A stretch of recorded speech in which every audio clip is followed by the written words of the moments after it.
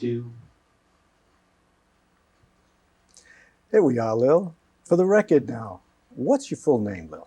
Lilian Jean. You really don't want my full name. Yeah, the full name. Oh, goodness. For American official purposes, Lilian Jean Bartolo Kelly. Okay.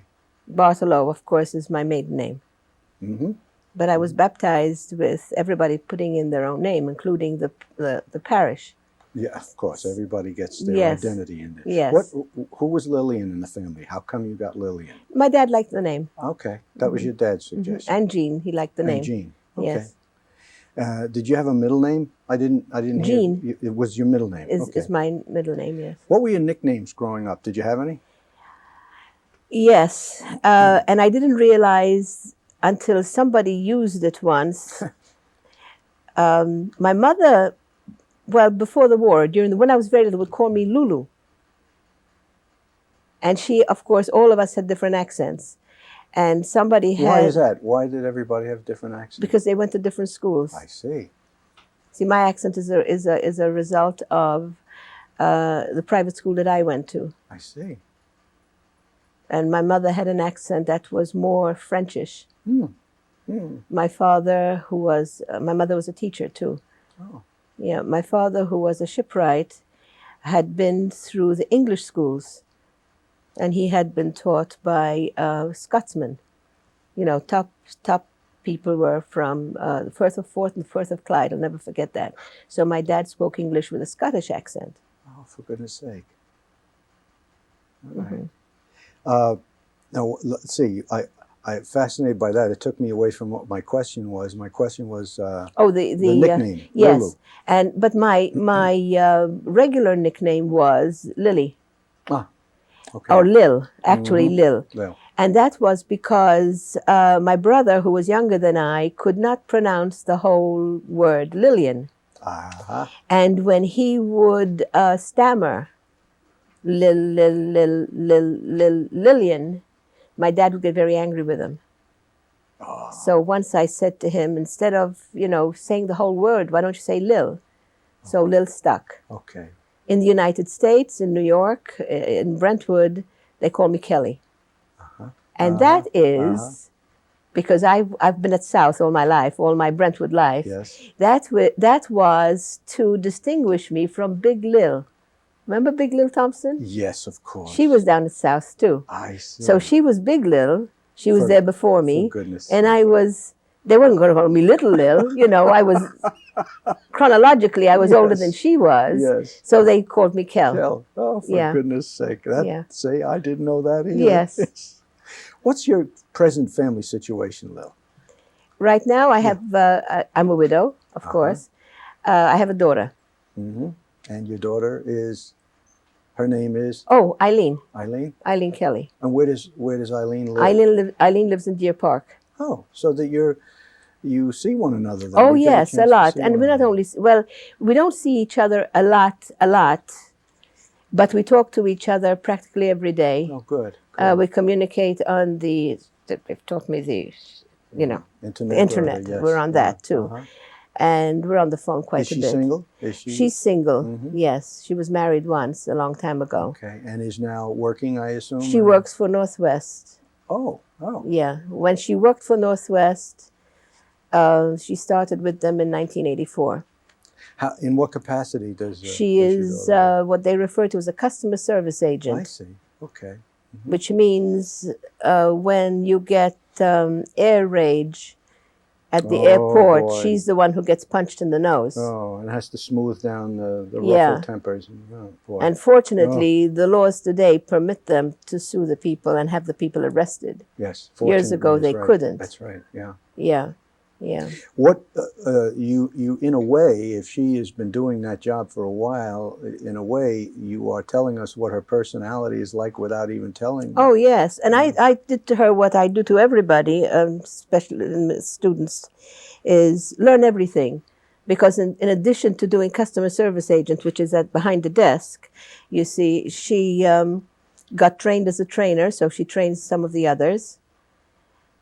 She goes, if something new comes in, she goes to Minneapolis, they train them, then she comes back and trains them. She's at LaGuardia. And she also does operations duties, which means she is down in an office. Yes.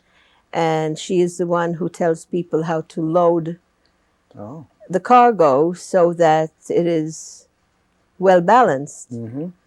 All right. And she also tells the people upstairs that they can't fill the plane because LaGuardia runways are so short.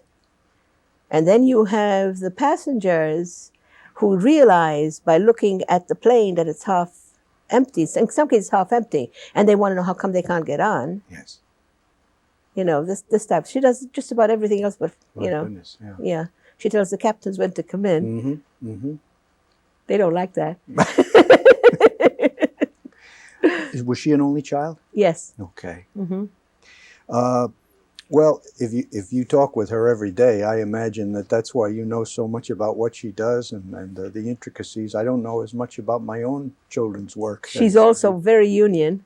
She's worse than I am. Oh, is that right? Oh, yes. Yeah. Yes. Lil, where I won't say when, but where were you born? When? I know exactly when I was born because I came in with FDR. They're a Roosevelt baby. Yes, 1933. Okay. My email address is Malta 1933. Is that okay? That'll be so when I show a printout to any of my colleagues, they say, "Where'd you get this?" And they look down. Oh, of course, I know exactly where they got it from. So you were born on Malta. I was born in Malta in 1933. Tell us about that experience, being born. How you happened to be born in Malta. I'm going to be fine. I was born the usual way. Yes. Okay. Good. Yes. Actually, I was born in an unusual way in that in my parents' class, ladies and gentlemen were not born in a hospital. They were born at home. Okay? I'm the second, the first live birth. I would have had a sister, except that she was born the way ladies had their children at home. And there was a terrible mistake done at the very last minute, the very last second, practically a couple of seconds. And my sister was strangled in the umbilical cord. Yes. All right. Then she would have been a year older than me, just maybe 15 months older than me. And then my mother got pregnant with me. And when it was time for me to be born, my dad said, to hell with this bit about being a lady, and ladies don't have, Yes. Not going to take children that chance in hospitals. You're going to have her in a hospital because this one's going to be alive. Yes. And I was born in a hospital. Okay. And then, of course, after that, it became the fashion to have kids born in hospitals. That's right. Yeah. Yeah. That's right.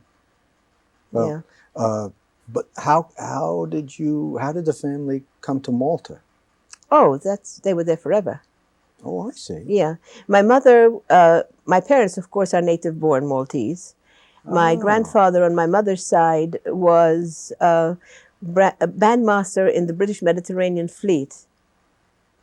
Born in Catania, an orphan. All right? He died in the Battle of Jutland. Oh, my. Okay?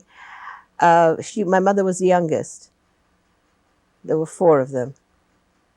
Now, if you were born in the 30s and then you went to school in Malta and you were there through the war years, were you also? Yes. Well, what are some of your earliest memories as a child? Before the war? Well, as a child, what are some of the earliest things you remember? Oh, yeah.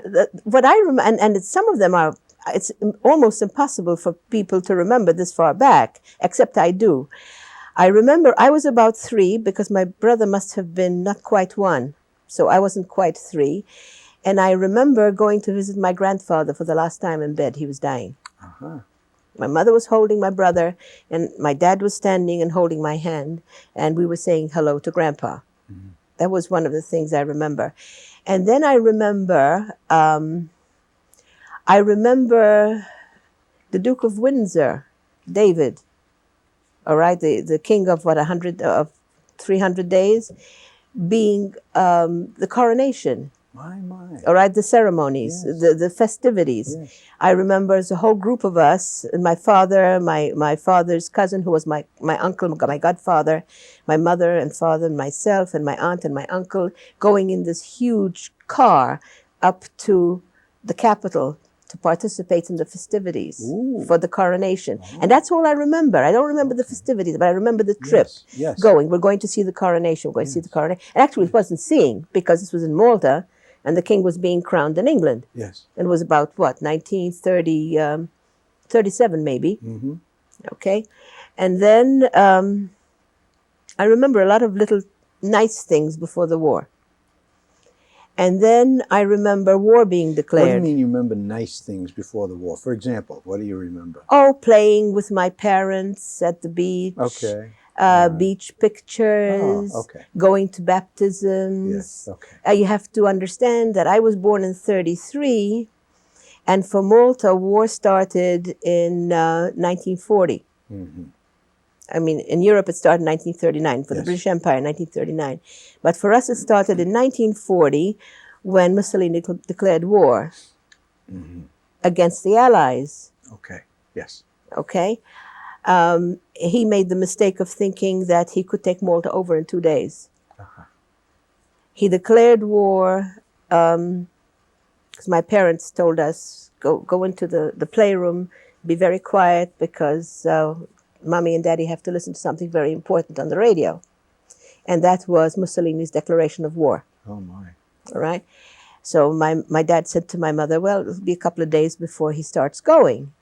Big deal. The air raids were the next morning at 6:30. All right? Now, from then on, it was constant blitz. I met a fellow who was in London during the war. I was introduced at a graduation party of one of our kids, meaning a Brentwood kid. Yes. And the mother said, oh, Mrs. Kelly's from Malta.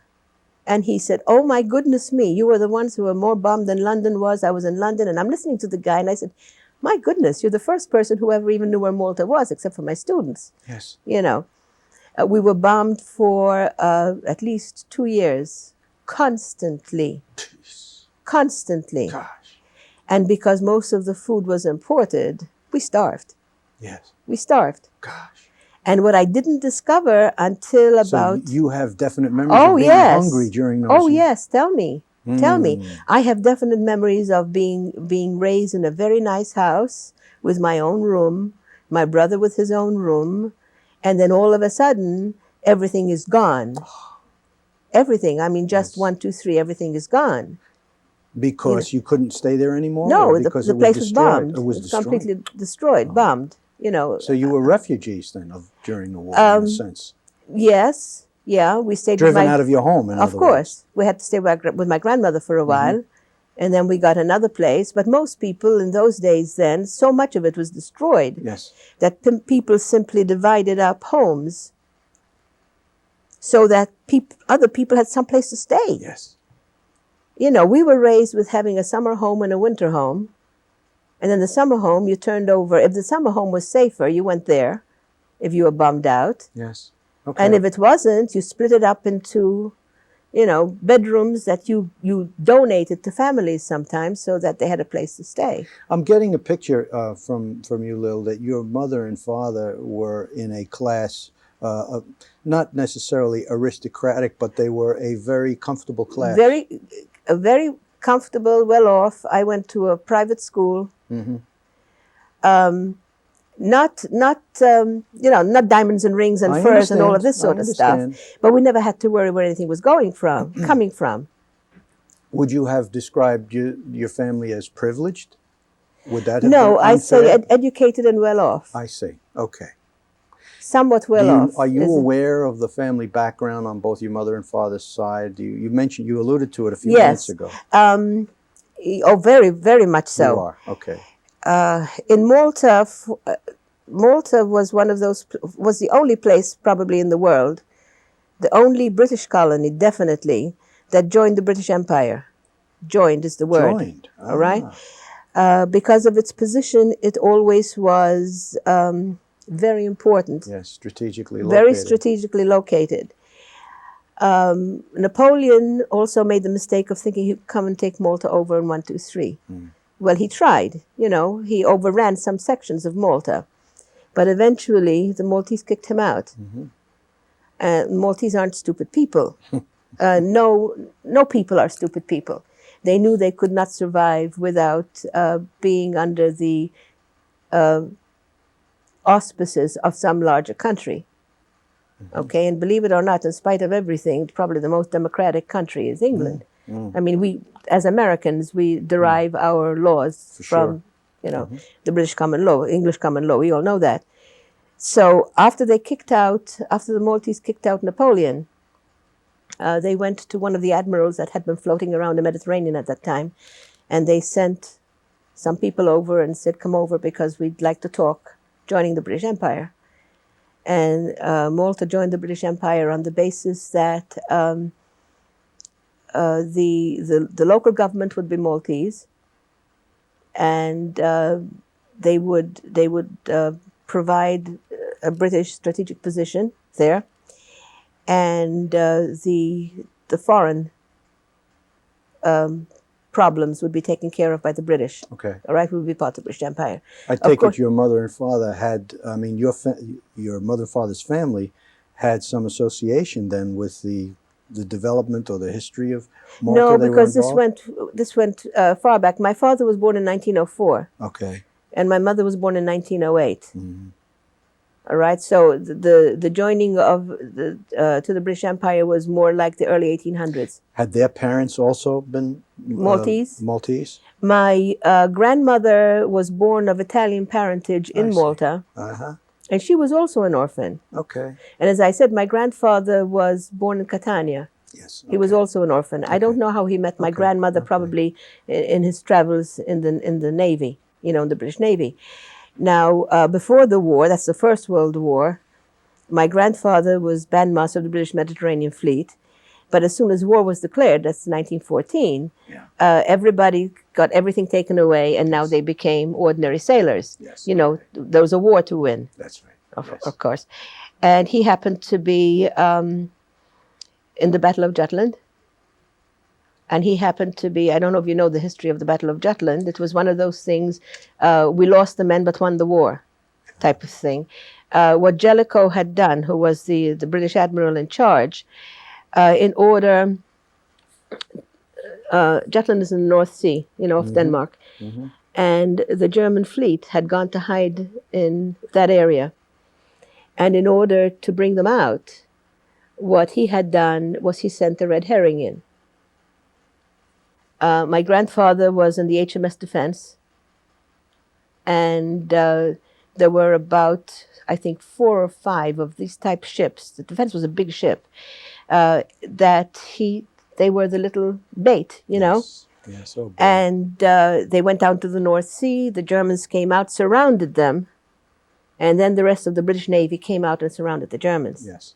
All right, and they defeated the Germans in the Battle of Jutland. Yes. But in the meantime, the people in the middle never came out. Yes.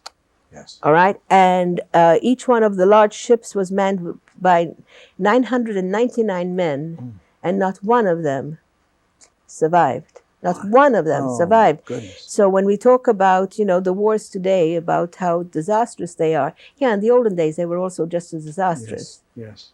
You know. And then I discovered, because I thought that everybody knew how to read and write, you know. But then I discovered that my grandmother, who knew how to read and write, at the end of the First World War, there were no pensions for the widows of people who died in any country, in any country, until... This is your maternal grandmother? This is my maternal grandmother, yes. And the way my grandmother kept the family going was by writing letters for the people who couldn't write. All right, whether it was taking the illiterate people to the government if they needed something. Yes. All right. My cousin will tell you, and she'll say it one way and I'll say it another.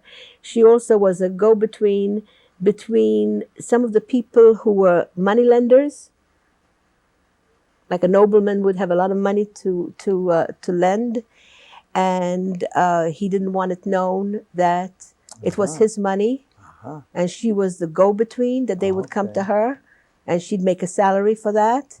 Sort of like a broker, I guess. Yes, yes. Well, my cousin, God bless her, I could punch her in the nose because she got more out of my grandmother than I did.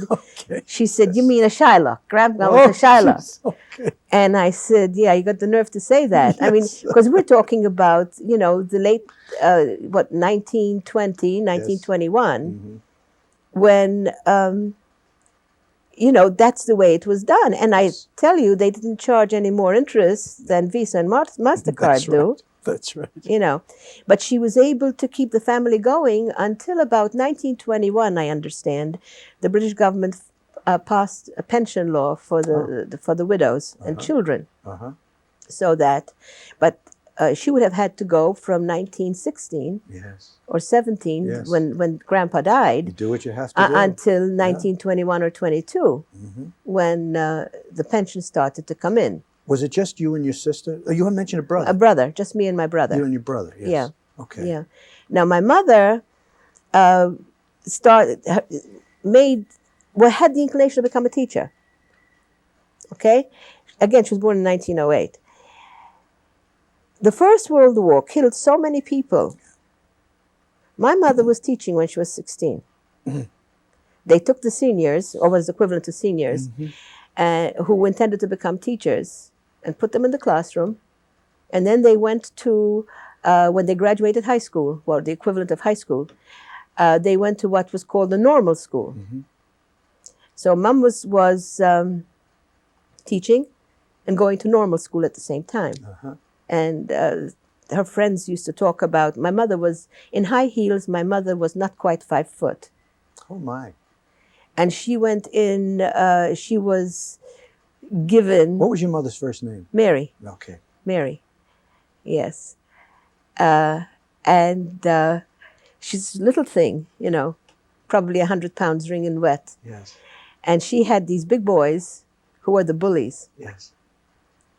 And everybody used to say there was nobody like her who could control these kids. And there was one case in which they were saying, there was this big bully in the back, and he was talking, and she's, you know, and what is it you're talking about when I'm saying that? And he said, "Miss, the only thing is we're trying to figure out that if there's a fire, who's going to pick you up and carry you out?" But as a result of my mother and all of her friends being teachers, I never wanted to be a teacher. I remember telling my mother had a superintendent. Now, mind you, you know, when they got married, they had to quit teaching. They couldn't teach anymore. But everybody was friendly, still very close friends. And I remember having tea. So this has to be before the war, because during the war we couldn't have anything, you know. Yes. I remember having the ladies were having tea, and the superintendent was over, and she reminded me of Aunt Peggotty in Charles Dickens. Yes. You know, straight, black, with her hair all piled up and the thing. And here I was supposed to be very precocious even as a kid. I was precocious because my mom, I was the oldest one. My mom had nobody to teach but me. Yeah. So at 3 I was reading. You know, at 3 I was reading and writing. So I went to school as a very precocious kid. And I remember at this one tea get-together, the superintendent telling me, "Now, little dear, when you grow up, you're going to be a very good teacher like your mommy, aren't you?" Oh my and God. I said to her, now mind you, this is 30? Yes. 38. "I'd rather scrub floors." And there was this hush. "I'm sure you didn't mean that, my dear. I'm sure you didn't mean that." Now she probably is up in heaven looking down on me and saying, "See? You spent 35 years doing exactly what your mother did. Yes. And when you retired, you couldn't even stop. You're still doing it." Yes, you know? Exactly. Who was right? Yes, yes. And then, of course, the war came. And I went to what they call a convent school. You went when you were young and you graduated when you were older. It was a fantastic school, St. Joseph's of the First Apparition, with the house, mother house in Marseille. And what we found out after that one of the mother superiors there, who was also she ended up being the mother general of Malta, turned out to be a distant cousin of my father's. Oh, my goodness. And most of the nuns would have come from England and Ireland, because one of the things that we were being taught was English. And teaching lesbians spoke, you get it from the English, yes. And a couple of Maltese nuns who decided, Maltese students who decided to become nuns. But because of the war, we couldn't get anybody from England or Ireland. You couldn't come across Gibraltar. Right. It was impossible.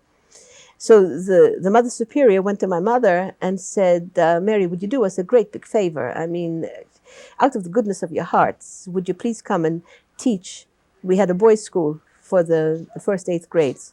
Then after that, they went to either a lay boys' school or whatever else, but an elementary boys' school. And she said to my mother, would you do us a favor and teach? So my mother did come and teach at the boys' school for about, I guess, the 2 or 3 years of the war. But on Malta, so you in Malta. Right. Sure. But the law was, and I don't know what it is today anymore, it has to be a little bit more relaxed, that as soon as you got married, you couldn't teach anymore. Yes. That was a rule. Yes. Yeah. Well, what else, what haven't you told us that you might want to mention about your brother or about your father? My father was a very, was a very influential person on us. To begin with, as I said, he was trained the old-fashioned way as a shipwright. For a long time, the American counterpart was a naval architect in HM, His Majesty's Dockyard. All right, his teachers and instructors, as I said, were Scotsmen. All right, and they were guilds, the old guilds. Sure. Okay. My dad was one of the people who, well, let's go back a bit. There always were guild-type unions. Yes. All right? But of course, when the war was declared, everything was suspended. And we had the war to fight, and then we fight our problems later on. When the war was over in 1945, my father was one of the group who reformed the General Workers' Union. So... And the people who formed the General Workers' Union were the same people, basically, who were the old, I gotta say old, Malta Labour Party. Yes. All right? And then they reformed the idea of voting again after the war. This was all within the... So you had a role model for union activism. That's what I'm saying. Way Between back. my mother and father, they used to write in the newspapers. I see. Do you have any articles? Do you have anything that no. You don't? We never thought. Now, it's never too late, Lil. Maybe some of my cousins have some somewhere that will get dug up. Wonderful to look at those. Yes, yes. The first election after the war, of course, I was a girl guide. My brother was a Boy Scout. My dad had been a Sea Scout. All right. As part of our work, mind you, we were all, I was 13, my brother was 11. What we did was we went and babysat so that the adults could go vote. We took the adults in wheelchairs and took them down to the voting places. There was a turnout of something like 98 or 99% voter turnout. Oh boy, oh boy. Okay. The first government was excellent. This is why I say the original Labour Party. Yes. And then after that, it sort of disintegrated. Yes. And there were a lot of people who took position who I don't consider myself a Labour Partier anymore in Malta. A lot of my family doesn't. But that's where we got back into the Union. And then, of course, one of the first place I lived in the United States, we lived in the United States, was Detroit. and the radio station used to come on with the news. I'm a union man from a union town. All right. The seat of the automobile industry. That's yes. right. That's right. So the whole idea of unionism came back again. Now, but would this have been after the war, though, that yes, you came here? we came to. We first went to Canada. Okay, and then came to the United States. That's another story. Before you go there, I want to ask you. Yes. I want to finish up the first part of this, and that is, you mentioned. You've told us a lot about your own family, but were there any other adults that played a formative influence in your early years? The nuns at St. Joseph's. Okay. The nuns at St. Joseph's. If I should tell you now, the first time I went back to visit Malta after I left was 1980. I didn't have the money. Okay. I started. Gary Mintz, may he rest in peace. He knew I loved to travel. He knew I never had the money. He knew I was putting money aside to go to Malta the first time. I had been teaching summer school forever. All right. And one day he came to me and said, Kel, I need somebody to teach health at night. You know, you can save that money to go to Malta with. So I started doing my little night school, setting that aside. So I go back now once every couple of years. Oh, now that I'm retired, it's going to be every yes. year, definitely. Yes. Mm-hmm. You know. But if I should say to you that when I get to Malta, I go to sleep first to rest, and the first thing I do the next morning is go down to visit my old school. Ah. All right. Some of the girls I went to school with became nuns. There's about 3 of them. One of them became a mother superior. She's now retired. And they're in the same school. The same convent school. Yes. They were a real bunch. Wow. They were a real bunch. I was surprised because their ideas were so much superior to the American ideas. I always was taught when I was little that if you were a good person, you went to heaven. There was a place for you in heaven. Mm-hmm. Then I come to the United States, and I find that the Irish Catholics of Pennsylvania, that's my mother-in-law, you only had to, I mean, I was lucky I was getting up to heaven because I was Maltese, you know. But then, of course, there was a mitigating thing. I was Catholic, you know, yes. One of those things. Who influenced your choice to become a teacher after this initial objection? You didn't want to teach at all. I worked downtown in New York in a commercial real estate company, a very large company, still there today. And the more I worked with them, the more I worked for them, with them, call it any way you wish, the more I realized that these were just a bunch. There's a word for them. They call themselves brokers. I call them parasites or 5%ers because they're not doing the work. They're getting a percentage of the work, you know.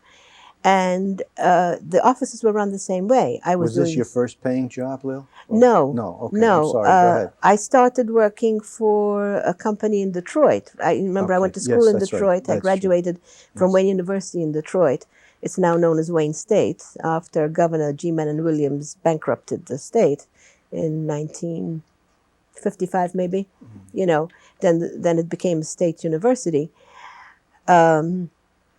And I worked for Materials Handling Sales Corporation. It was towing tractor, forklift trucks, stuff of that sort. Okay. And then Detroit was undergoing a recession. Yes. That's what they called it here. Yes. Over there it was a depression. You bet. Out of which it has never come out. Never come back. All right. I realized that, and I decided, I had a couple of roommates. We decided to go down to Florida. So we lived in Florida for a while, just a very short time. Yes. Then came up to New York. Okay. You know. And that's when you were with the broker. And that's when I started. I started working with them as a temp, and I lasted 10 years. Oh, yes. How frequently that happens. Yes, yes. And then I realized that I was, you know, some of the people I started out with as brokers were now millionaires. I was doing all their work. Yeah. And that's all they were doing. and I figured, to heck with this sort of thing. And about that time, they were looking for teachers because of Sputnik. Yeah. Science teachers. 57, 58. Yeah. Yeah. Yes. All right. Well, it was more like the early 60s at this stage of the game. Okay. When I said, hey, all I'm doing, the whole result of this work is making money for people, not even for myself, for other people. Maybe I should see what teaching will give me, So I went down to the Board of Ed in New York on 110 Livingston Street and inquired. And but by that time, of course, I had graduated from Wayne University in Detroit with the liberal arts, very heavy in sciences. And I was told, sciences, we need a lot of science teachers. But I did need a sequence of educational courses, because I had a bachelor's in arts, a sequence of educational courses, which would take me 2 years to get. I couldn't do it any faster. So I went into my boss and I said to him, very seriously, don't take this jokingly. I'm giving you 2 years' notice. Yes. So what do you mean 2 years' notice? And I said, Charlie, I'm going to start taking these ed courses. In 2 years, I'll be done. And then I'll be leaving. I said, I'm telling you now so that you can look for someone because I'm going. Well, he called all his friends and said, Lil's given me 2 years' notice. Can you imagine? Some people you'll be lucky if you get 2 weeks' notice from your secretary and your manager. She's giving me 2 years' notice. And when the 2 years were up, they still thought I was joking. But I quit. I didn't quit like that because they hadn't gotten anyone. I started to teach. I got a substitute teacher's license because in those days, that's all they gave in New York City, basically. This was probably, it's either 65 or 66. And I would go to teach. You had to take the class immediately. I think they gave you like 2 weeks to take it. Otherwise, they canceled everything. So I went and started to teach. And then after I was finished with school, I would go down to the office to get caught up on a few things and then set things aside and go in the summer and get caught up on those things. Do you remember what you were paid that first year as a teacher? As a teacher, I took a cut from being from working in the office. In the office, yeah. To being a teacher. I don't remember off the top of my head. You were just it must a temp. have been it wasn't about a full-time position anyway. Oh, right? No. By that time, I was a full-time position. Okay. Oh, yeah. Full-time. I stayed with the temp agency because that's the way the contract read for, I think, a couple of months. Okay. And then went to the company full-time. So do you remember what you were paid? I probably was about $5,000. Wow, okay. Because this was what? This was, I think, 65 or 66. Okay. Mm-hmm. Yes. Worked in the Northeast Bronx. Now, as a teacher, you've had to get up very early in the morning. I just wondered if you consider yourself a morning person or a night person. I am definitely a morning person. Yeah, I very would have morning. thought that too. I was that way when I was a kid. Mm-hmm. Yeah. Okay. That's the way I was raised, actually. Well, yeah. You've had some incredible international experience. You've been all over the globe in terms of where you've lived and where you've worked and the experiences that you've had. Malta, I lived. Canada, St. Thomas, Ontario. That was a very nice town too. So one of these days I'll go back to visit. I understand it's really grown. St. Thomas, Ontario for a while, and then Detroit, and then basically here. Yeah. Okay. Why Brentwood, though? What happened? Where was the Brentwood connection? When did that happen? Very simply, I lived in the Northeast Bronx. When the Northeast Bronx, Pelham Bay, the Pelham Bay area, just the other side of the Strouds Neck Bridge, when that area was potato fields. Yes. And a few summer homes. Then came this influx of building. Not only in the 60s. In the late 50s. In the late 50s. In the late 60s, 50s, yes. very early 60s. Not only were they building the attached brick houses, which are fine, for towns, But they also started building, they built the Soundview projects, if you remember. I don't remember that. Right on the other side of the Throgs Neck Bridge. Mm-hmm. And those were fantastic. They were almost co-op type arrangements. Very nice. I mean, there was a line from here to Timbuktu to get in. I see. But then they let them fall apart. It's the same old, Yes. things, the way they were doing them. And it got to the point, Eileen went to PS14 on Bruckner Boulevard, which is an excellent school, still is an excellent school. But New York City had a system of having the 3 years of junior high into an accelerated course. Okay. The SPs, they called them, Special Progress Kids. And of course, Eileen was in the Special Progress Kids. Now, in their genius, New York City public schools,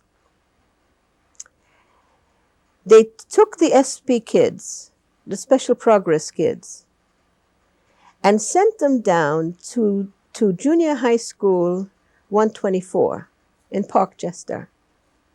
Half the kids were Special Progress kids. The other half were what we call the 900 kids. Oh, yes. 600 or 600 maybe, yes, yeah. 600.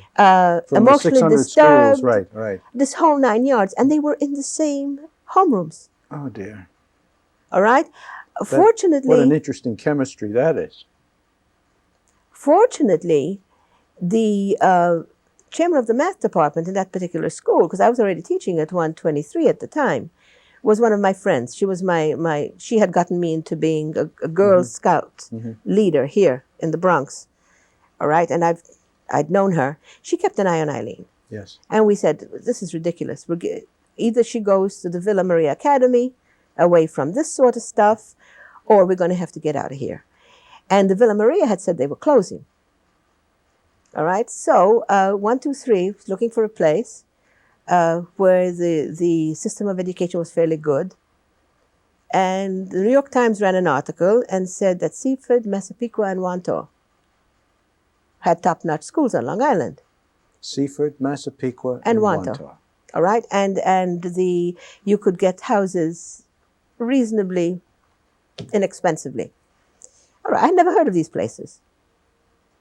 So I said to the liaison policeman who had a driving school at the same time at 123, you're going to teach me how to drive because I think we're going to be moving. Just like that. Yes. So he taught me how to drive. Mm-hmm. Before I went to get my my driver's license, I bought a car. Mm-hmm. Everybody said to me, you might have lost it, Then I took a map. I found Seaford, Massapequa, and Wanto. In the meantime, of course, I took my driver's license. I passed. And I said to my husband, let's go. We're going to go take a look. And we found a place to rent. I mean, just like that. I mean, the decisions were made. We were not going to stay in the Bronx any longer because there didn't seem to be a future in the Bronx anymore. Lil, I'm prompted to ask you at this point because I didn't ask you before. When did you lose your husband? About 6 years ago. Okay. All right. That's another story. Yes. All right. Yeah. Go ahead. Continue with the move now. Yes. So moved out, found a place to rent in Massapequa. Eileen seemed to acclimate herself very well to the Massapequa school system. And then there was a small house came available up the street from where I was renting. And I bought it. Mm-hmm. It was supposed to be an interim house. That's 30 years ago. Yes. All right, I'm still in the house. Yes. Okay. Then I was still teaching at 123 in the Bronx because I loved it. Yes. I absolutely loved it. It was like Brentwood. Mm-hmm. Okay. Yeah, and a nice homey That was very suburban in those days. It was a very nice homey atmosphere, Yes.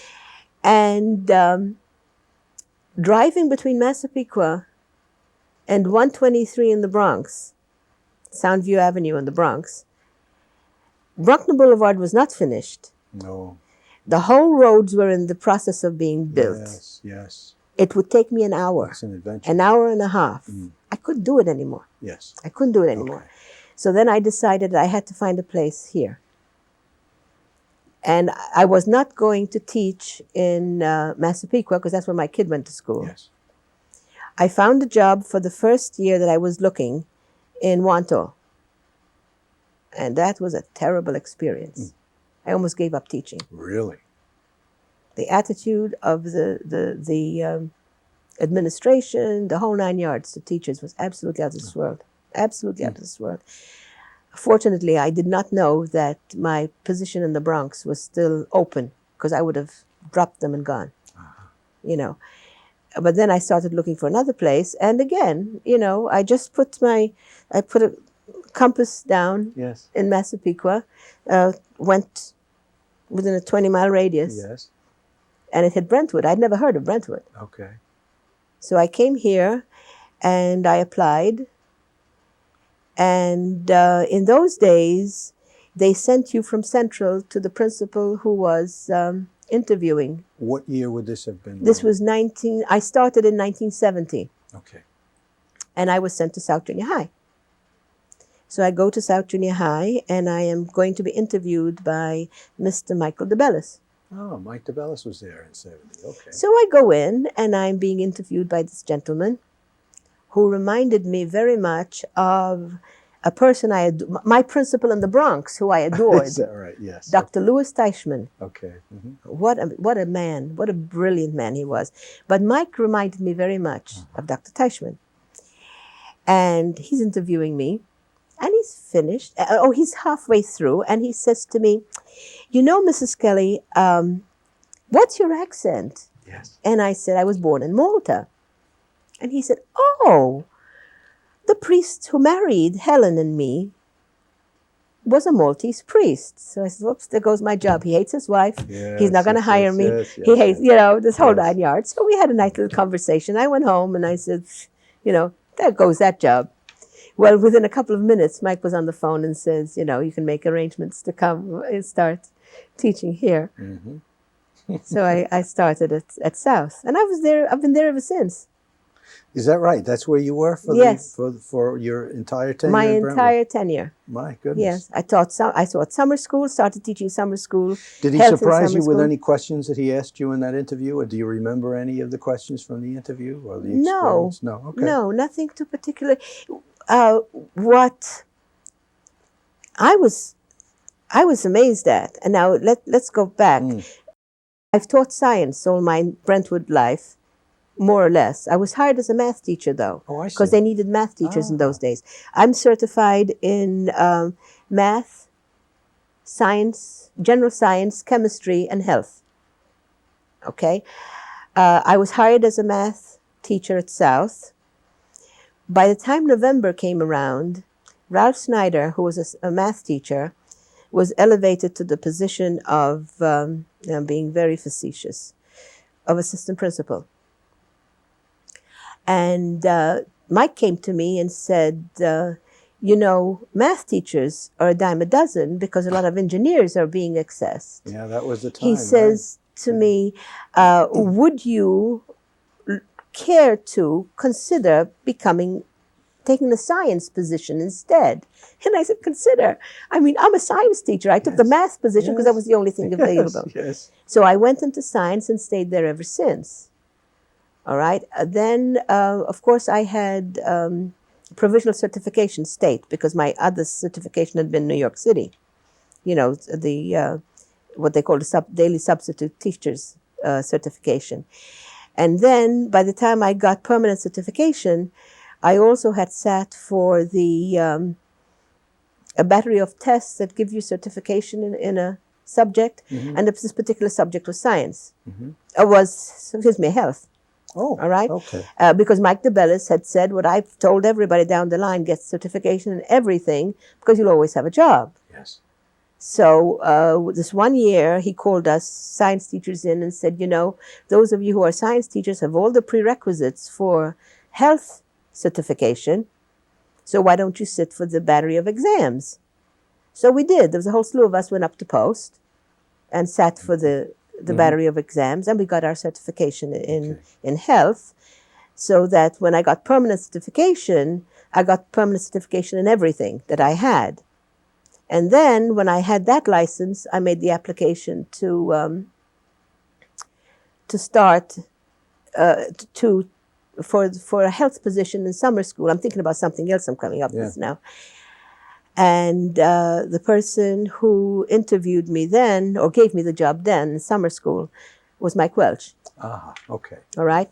And that's when I had applied. I did not apply when Fred Weaver was principal, because it was generally understood among the female teachers that he did not hire female teachers, especially science and math, because those were male jobs. Yeah, I'm not surprised to All hear you right. say that. Yeah. Now, when I had applied to other districts on Long Island before Brentwood, at the time I was applying to Brentwood, there were a couple of districts who told me point blank that there were males who had applied for my math position or the science position. And in this one particular case, and I don't remember the man anymore, he had been out of 123 in the Bronx. And he had moved to Long Island too and was looking for a job on Long Island. And I was told, he's got the job because he's a man. However, he may be drafted, Vietnam, you know. Yeah. If he's drafted, then you've got the job. See, this is one of the things that I think we're documenting here. These were realities that this generation of teachers had to deal with. Don't know. Yeah. Don't know. Well, this present generation doesn't know. No. They don't know that we weren't given jobs simply because, you know, in elementary school, fine, you would have gotten the job. It was either you were the wrong color or the wrong sex, or conversely, the right. Or the wrong religion, or the too. wrong religion, too. I was told when I was being interviewed by a very, very nice man to give me an idea as to what I wanted to do at Hunter College in the city. And he said to me, don't quote me because I'll deny it. He said to me, what would you like to teach? And I looked at him tongue-in-cheek and I said, kids. And he said to me, he says to me, you remind me of my wife. I like you. Yes. And I said to him, what do you advise me to do? I said, you see what my background is. And this is when he said to me, don't quote me. He said, but you have an accent. You'll never make it in elementary schools. Oh, for goodness sake. Oh, for goodness And then after I was teaching for a while at PS14 in the Bronx that Eileen was at, she said to me, Ma, she says, we have a reading teacher. I don't understand her. Uh-huh. And I said, what do you mean you don't understand her? Big words? No, Ma, she has an accent. And I look, she says to me, no, not like Nana. Not like Grandma, because Nana was my aunt, yes, her grandaunt, and Grandma was my mother, who was this aunt's sister. They all had different accents.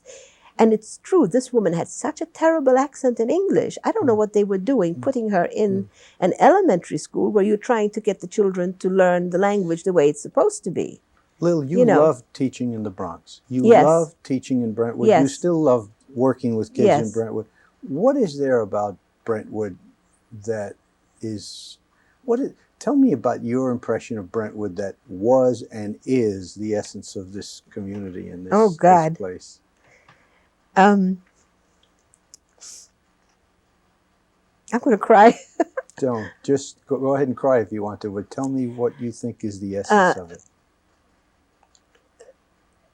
Junior high school 123 in the Bronx and Brentwood are real places. Real. All right. I came from a very comfortable position before the war. A lot of us came through a lot of starvation, a lot of hardship. Came to the United States, worked our way through school. There were no scholarships, no loans, no nothing. Worked our way through school. We really worked, okay? And I got someplace. I got exactly where I wanted to go. Yes. But it was hard. It was very, very hard work. My uncle, who worked in the steel mills in Canada when he first moved there, ended up here working for American Airlines before he eventually retired and died, was told when he was looking for a job once, go back to where you came from. You're not an American. Go back to where you came from.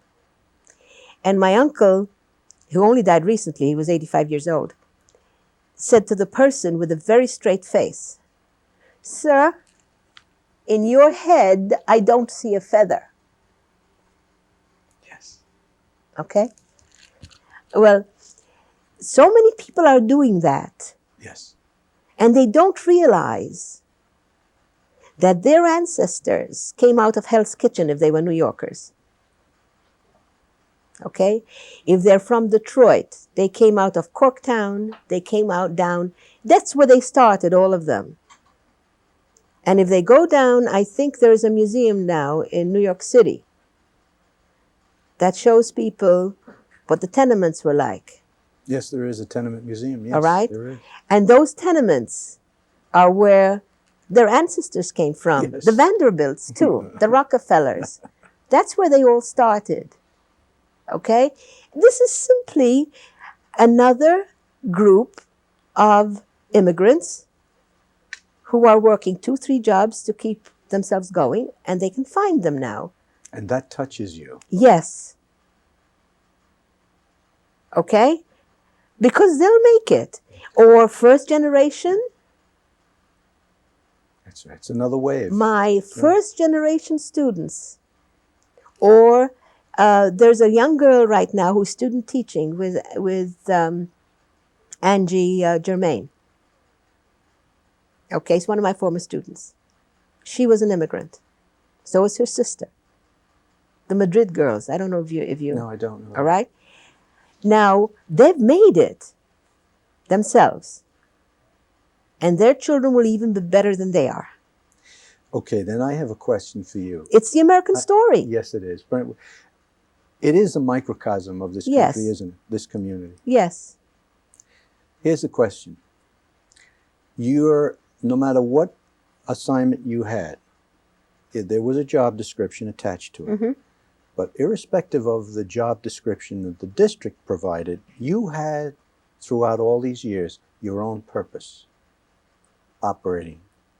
Your purpose for being in a classroom, your purpose for being with kids. How would you describe what your mission or your purpose was? I want them to know, let me do this for a second, because yeah.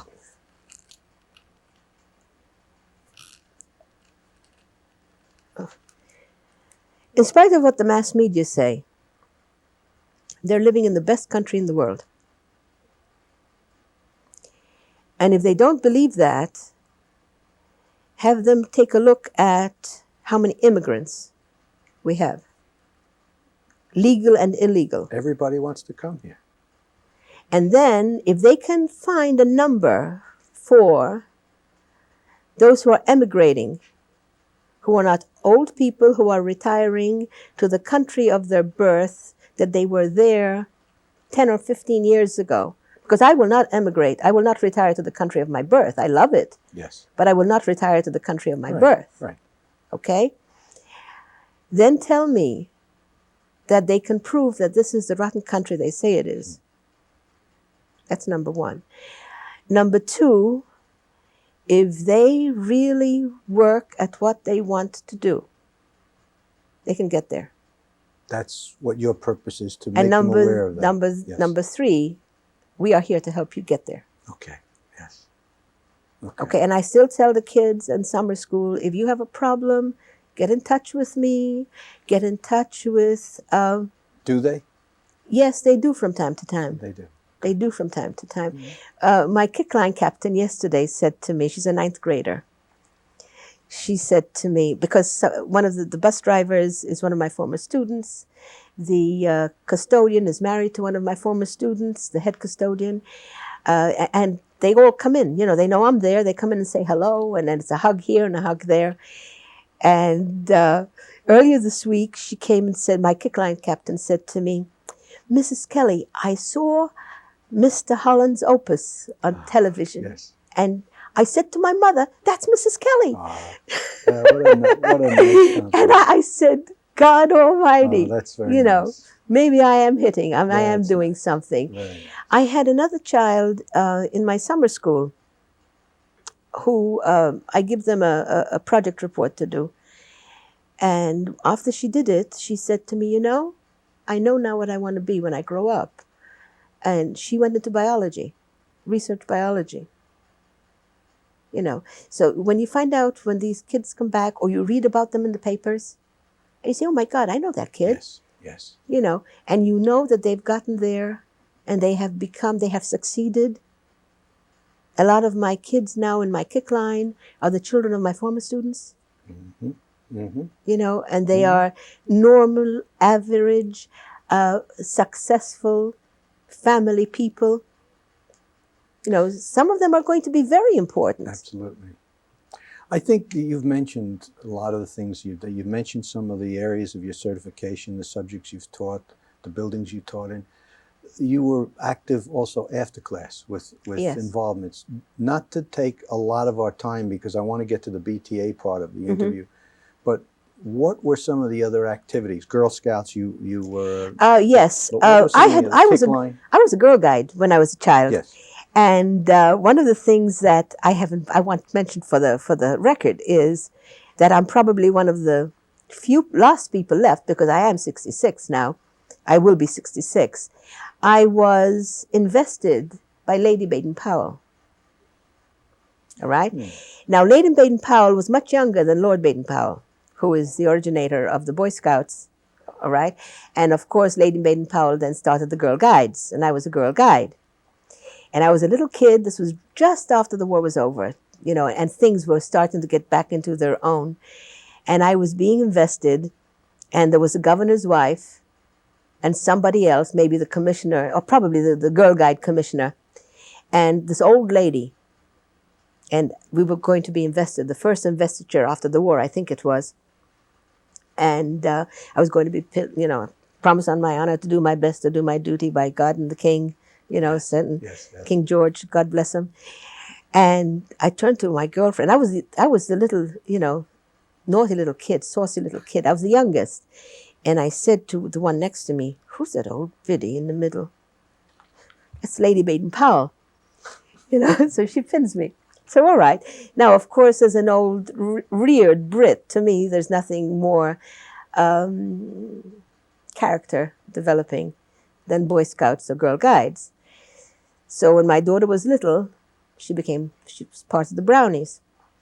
And then she got a little bit older and she became a junior. And by this time, I had decided I was going to go into teaching. And Mitzi DeLise, who was the chairman of the math department at 124 at the time, she was the Girl Scout leader up in the Bronx. And she said to me, "Lil," she says, "you know, you're going to have to participate in this type of a thing, because when my daughter gets into juniors, there's no leader. And if I take it, then Eileen won't have a leader." So I got into Girl Scout leading in the Bronx as well for as long as I was there, which was about 3 or 4 years.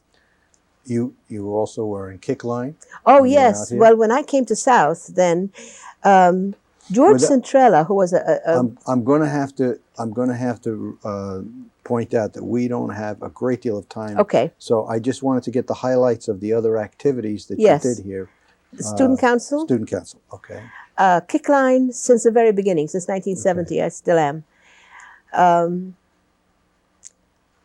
Student Council, and then I started the Travel Club. Okay, that's right, yes. Yeah. Now, in addition to your work with students, then you also became active in the union. Yes. And you were probably a delegate at some point along the line. And I started at as soon as I was very realistic. All right. I didn't do anything silly because I didn't really know Mike DeBellis very well. And I'll tell you in a minute what I mean. I didn't do anything until I got tenure. Yes, of course. As a matter of fact, one day Mike DeBellis said to me, you know, "Give me your opinion." And I was very friendly with him, and I said, "Seriously, Mr. DeBellis, you'll get my opinion as soon as I get tenure." Yes. You know. Yeah. So as soon as I got tenure, I started coming to the meetings. Mm-hmm. You know, as a delegate, formally or otherwise, to the BTA. Probably 1975, maybe. Okay. Mm-hmm. 74, 75, about that time. Because Eileen was old enough that I didn't have to be home with her all the time either. Okay. And then in 1979, Les and his group were looking for, I understood, a treasurer. Okay. And in the union, very active at the time, was Joe Palazzola. Yes. I got to know Joe Palazzola in probably 1973, the first year I started teaching summer school, because he would drive all the way in from Astoria, and he was like me, was afraid to be late. So we'd both get here about an hour early, and we had classes right across from each other in summer. Okay. And we would talk food. Yes. You know, Italian food that his mother always cooked, and Maltese food that I loved, you know, back and forth. He knew a few Maltese people out of Astoria. And our gardens. We always talked about our gardens. And then, of course, we got to know each other fairly well. And when Joe Palazzola found out that the group was looking for a treasurer, he suggested me. So Mike Fasulo and Les Black came down to South to interview me, to see if, you know, they liked what they saw, and all of that. And remember, I had what shall I say, monetary experience down. I was doing commissions and the whole 9 yards, you know. So I knew that very well. And when we ran in 1979, we were elected. And I've been treasurer of the Brentwood Teachers Association ever since. Even after I retired, I ran. And I'm still treasurer. You've also assumed the responsibility for the retirees. For the retirees, well. Yes. Which means it's 20 years. I've been doing numbers. Right. Yes. Has your definition of union changed over the years, Lil? Oh, yes. We have gone from being just militant, because that's what was necessary in those days, to being fraternal and benevolent. I mean, you can actually see it. Yeah. You know, I write a little bit of a column in Impact, and it's I've gotten a new name for it now. It's getting the most for your money, and realizing how many teachers are so young, who have absolutely no knowledge on how to handle things. You know, and at the other spectrum, we have the old teachers who are ready to retire. So I put information in there that is necessary for that. You know, as a delegate to the retirement convention when I was in the BTA, now I call myself the senior, what do I call it? The senior observer, because I'm no longer an official delegate of the BTA to the retirement convention, but I go anyway because I bring back information that is necessary for, you know, both the active and the retirees. Yes. Okay. Yes. You've had the opportunity to work with some of Brentwood's seminal leaders, I guess, that were at one point with the union and then became district leaders, administrators, and so on. Are there any memories? Are there any individual recollections that come to mind when you think of other people that you've worked with? You've probably worked with Nick and Jack and Dave and Les and Mike, and there's so many people that you've known. And I think we have had some of the most brilliant people here. Joe, right now, Joe Hogan, has more brains in his head than most people have in their little finger. Same way with Les Black. You know, Mike Fasulo, I mean, is brilliant science teacher. You know, Guy DiPietro. Oh, absolutely. Yes. I got to meet him in the early days when I was treasurer. We used to have a monthly meeting with the superintendent. All the officers did. And now it's no longer necessary. You know, whatever we were dealing with in those days are no longer necessary to have it today. And I remember saying, my God, what a brilliant man this is. What a brilliant man this is. You know, so intuitive and so realistic. He wasn't, you know, he knew exactly what... Who changed in many ways the whole scenario of the way we negotiate and other districts negotiate. Changed Brentwood. We've never had a strike. And because of Guy's contribution to his leadership, the way negotiations were reached smoothly without the bitterness that some other districts have had to experience. Exactly. You're quite right when you pinpoint the brilliance and the people and who are here at the right, they the don't right place at the disagree. right time. There are times in which there's a lot of disagreement going on, but it's all on a very gentle, there's no vindictiveness involved. I mean, I have heard horror stories of in which a Board of Education president will say, I'm going to kill that union. I'm sure we've had our moments, Lil, down through the years. There have been times, every community goes through periods where their boards are not necessarily 100% to their liking, or there are conflicts between But it them. hasn't been the whole group. No. It's been a couple of individuals. Yes. You know, and there never has been, I mean, there's been arguments back and forth. You know, I argue with myself sometimes. How could I have thought that 2 years ago? What a stupid idiot I was.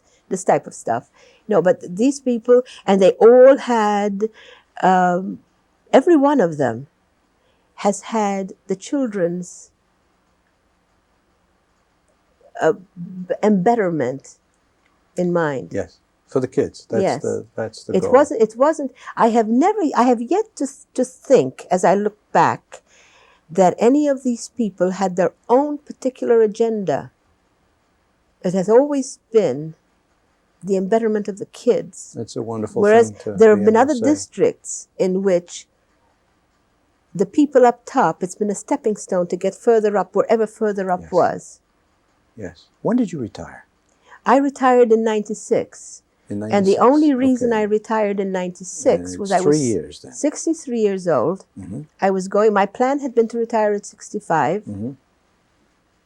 There was a decent incentive that when you put that in, it wouldn't have made that much difference in my pension. Mm-hmm. I wasn't going to retire from everything. Mm-hmm. I wasn't taking off and never looking back again. I knew I was going to be doing summer school. I knew I was going to stay with the kids in my kick line and my student council and the travel club and the whole 9 yards. And the winter of 95, 96 was horrible. That was the winter that every Monday morning was a new storm. Yes. And I live practically 20 miles away from here. It was icy roads. My dad was killed in an ice accident when he was 53. So whenever I went on an icy road, I'm terrified of it. You know, I know how to drive on the ice, but the other person really doesn't. That's correct. You know, so that I said, this is it. I mean, I'll take my retirement. It was a last minute thing. I took it. Of course, I'm not sorry. Yes. Because I'm still doing all the fun stuff. There are times in which I'm at South 5 days a week because I'm there. I have practiced with my kick line at least twice a week. My girls perform for the basketball games. Okay. I run a dance once a month, so I'm there almost 24 hours once. So I'm there most of the time. The only thing I don't do is all of the hard work. Yes. You know, the bubble cards, the report cards, and all of that sort of stuff. And a lot of the stress is gone. That's all gone. Yes. That's all gone. I can get up at 7 o'clock in the morning if I want to. Yes. You know. What's the one professional accomplishment, Lil, that you're most proud of all of the things that you've done? Professionally, my students. Mm-hmm. My students. Okay. Yeah. And some of them who have come back to teach. And there are a lot of them I don't even know are in the district because they've married and their names are different. Several of my students, right now, right off the top of my head, there are 3 delegates or chief delegates to My goodness, isn't that great? Yeah. Who are my students. All right. Or one of them was not quite my student, but he was in my travel club. Okay. You know. And they say to me, I mean, even if they don't say to me, I know you're here. Yes. Number 1, you're teaching in Brentwood. Yes. You know, number 2, you're a union person. Yes. You know, I wonder where you got that oomph from. Now, talking about oomph, you haven't lost any of your oomph since you've retired, and you're still very, very involved. What have you been doing since '96, since you decided to let go and join the ranks of the quote of the retirees, inactive, as they call us? Yes. Since I've been inactive, I have joined R.O.B.S, hook, line, and sinker. Okay. That's the retirees of Brentwood Schools. The retirees of the Brentwood Schools, yes. I go to as many of the, I've got to remember the term, RC21. I keep calling it ED21, and that says RC. And I say, you know, to me, RC is Roman Catholic. Yes, So the retiree council, right? The Retiree Yes. Council 21. Yes. I go to those meetings as well, because I like to keep track of what's happening and what's going on. Because it seems to me that here, I don't know if that's New York or Long Island, the teacher unions are very, very effective. And we have to be careful, because the other unions have to be led probably by the teacher unions at this stage of the game. Yes. Because big business, every time I look at the newspaper, it makes me sick. Yeah. It makes me sick. Rosalind Bank bought out the Roosevelt Bank, whatever way you want to call it. That's what they literally did. And it seems they're on the verge of letting go every one of Roosevelt's people. I mean, why do you do that? Why do you do that? Why can't you let it go through attrition? These are people with jobs who have families. I mean, every company is doing that. My daughter's airline company, which used to be the top in the field, and every one of the big ones. Northwest, you're talking about. Yes, they've gone from full-time, full benefit people. Yeah, this is why you're such a union activist. It's got to be. To part-timers with no benefits. Yes. This new airlines that came into MacArthur, Southwest, I think it is. Yes. They had an open job market. They had, I don't know how many, probably thousands of people there. The jobs are $5 to $6 or $7 an hour. You want to tell me how many families, what kind of a family can you support? Oh, yes. But this is where they keep coming in, because they're part-timers. Yeah. And we've got to, we can't say, no, they'll do what is good. They'll do what is honest. They'll do what is fair. You got to be joking. Carl Icahn is back again. Yeah. You know, he's the one who invented greed is good type of stuff. You know, so we've got to be into that. And what I've also added to it, as I said to you before, I'm now going to start going to Malta once a year. Yes. That was my question. What would you like to do that you haven't done? And that's right. And it's going to be longer. Before I was going for the week of Easter, 10 days of Easter, very expensive. Yes. But I would tell my cousins, if I don't do it, I may not see you. And if I hadn't done it, a lot of my older cousins have since died. I would not have seen them. Yeah, it's important. Now, this Easter, I'll be going for almost 3 weeks. You know, I'm going to be leaving the 25th of March. Also take advantage of the much cheaper fares. And I'll be coming back the 14th of April. Oh, great. Okay. So we'll miss you on the executive board meetings. For a day or so. I have a couple of questions, all of them kind of seemingly unrelated. See if you can just, I'll throw the pitch and you can take it. Let me throw something else, because I haven't even said this. Yes. There are more of my father's descendants, or not descendants, because myself, I'm the descendant, of more of the descendants of my father's brothers and sisters who live in Australia than anywhere else in the world. When I had my throat polyp in 1980, and I thought it was very serious, I said to my daughter, let's go to Australia so I can introduce you to some of the relatives, so at least you know who they are. From that first meeting, we got very close. I got very close to a lot of my cousins, so that the Christmas before last, I went and spent Christmas there.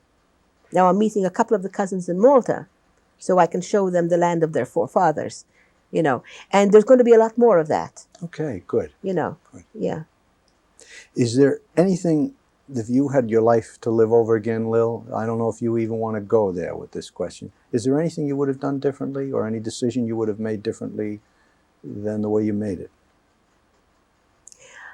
I don't think so. I would have said, if you just wanted to go from a monetary point of view, if I had become a teacher when I was 21, or 22, 21, because I graduated college when I was 20. If I were a teacher when I was 21, my pension would have been a hell of a lot higher than it is today. But then I would have not learned. Had the experiences that you had, yes. Even the hard times of going through, working my way through college. I mean, you know, for 45 cents an hour. Because I had a very good job at the university library. Everything counts, doesn't it? Everything counts. Yeah. I would not have had the empathy. Yeah, I understand. For a lot of things that I do today. The understanding for a lot of things that I do today. What's one of the most important books that you've ever read? Oh, I don't think there's any important, more than anything else. Okay. They all count, every one of them. Because Yes. in my house, that's my father's house, my Yes. mother's house, there were always a lot of books. Oh, uh-huh. And I actually read the encyclopedias we had we start from volume 1 all the way down. And somebody said about someone, you know, he's so funny. He read the dictionary from cover to cover. What's wrong about that? I did that too. Yes. You know, remember, for 4 or 5 years of my life, it was wartime. Yes. And we had no television sets, of course. And the radios were simply on to the distress signal. Yes. So that you got the news and you knew whether the Germans were landing. Yes. So we had to entertain ourselves, and we entertained ourselves music-wise. You know, I have some of my relatives were concert pianists and things of that sort, and reading. That's right. That's right. People of this generation sometimes are unaware of simple realities such as that. Yes, and usually, when I was a child, of course, they were mostly English authors, but we were given to understand when we read and we had our exams, it was explained with relation to the context. So when we read Charles Dickens, it was a sociological story we were reading. We went into the history of it. You know, a lot of this stuff. Same way with Shakespeare. We just didn't do Shakespeare. It was the history of Shakespeare we did. That was it was almost a core approach to yes. Lil, is there anything, because we're going to be saying goodbye to one another in a moment, but I'm just wondering before I do that, is there something that you would like to have accomplished while you were actively involved in education that you felt by the end of your career you were not able to accomplish? Was there one thing? No, because I still am. Okay, you're still involved. That's right, yes. You are. Yes. And of course, while I'm not in the classroom anymore, I am teaching through my kick line. Still having an impact. Yes. Yes. Yes. And no pun intended. I'll bet you anything that some of these girls are going to be teachers. I'll bet you're right. Yes. It's been a pleasure, Lil. Thank you. Thank you so much for being with us. Thank you very much.